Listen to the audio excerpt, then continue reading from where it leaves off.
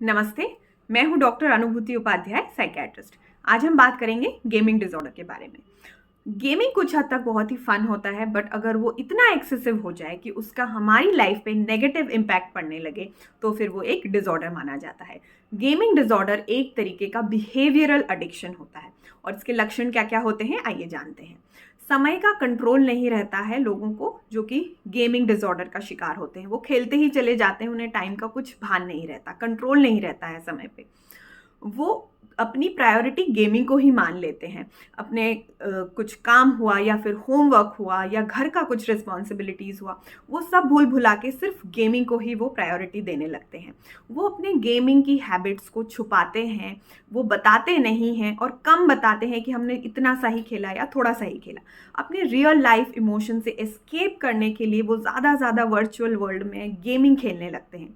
इसका उनकी लाइफ पे नेगेटिव असर होने के बावजूद भी वो खेलते ही चले जाते हैं और पहले थोड़े समय खेलते हैं, फिर उनको बार बार खेलते खेलते ज़्यादा समय उसी में बिताने लगते हैं। अगर ये सारे लक्षण 1 साल के लगभग प्रेजेंट होते हैं तो हम फिर इसे एक डिसऑर्डर मान लेते हैं।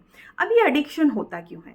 इसमें व्यक्ति को इंस्टेंट ग्रेटिफिकेशन यानी कुछ भी चीज़ का एकदम से प्लेजर का उन्हें एहसास होता है और उन्हें कोई स्टेज पार कर ली या फिर कुछ कॉइन्स मिल गए तो उन्हें बहुत हैप्पीनेस महसूस होती है, डोपामिन का किक मिलता है। उसी किक को चेज करने के लिए वो बार बार खेलते चले जाते हैं।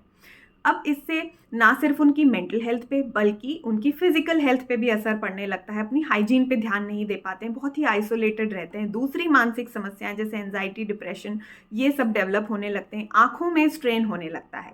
अब इसका ट्रीटमेंट हम कैसे कर सकते हैं? सबसे पहला होता है कि हम आइडेंटिफाई करें कि यस, ये एक प्रॉब्लम अब लाइफ में बन चुकी है और इसके लिए हमें हेल्प लेनी चाहिए।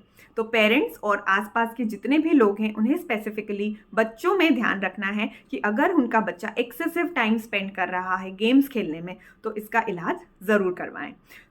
इसके इलाज में बहुत सारी चीज़ें हैं, जैसे कि थेरेपी बहुत ही इंपॉर्टेंट रोल प्ले करता है। मेंटल हेल्थ प्रोफेशनल्स जो होते हैं, साइकियाट्रिस्ट या साइकोलॉजिस्ट, एक डिटॉक्सिफिकेशन प्रोग्राम्स होता है जिसमें कि कई सारी बिहेवियरल टेक्निक्स बताई जाती हैं जिससे वो जल्द से जल्द बाहर निकल सकते हैं। और लास्टली दवाइयाँ भी अवेलेबल हैं। अगर उन्हें कुछ कोमॉर्बिड साइकेट्रिक प्रॉब्लम है या फिर ये कंपल्सिव बिहेवियर अगर बन गया है तो उस बिहेवियर को कंट्रोल करने के लिए मेडिसिन भी बहुत हेल्पफुल होती हैं। यदि किसी को भी इस प्रकार की समस्या है तो आप ज़रूर हेल्प लें, इससे आप बिल्कुल बाहर निकल सकते हैं। Thank you.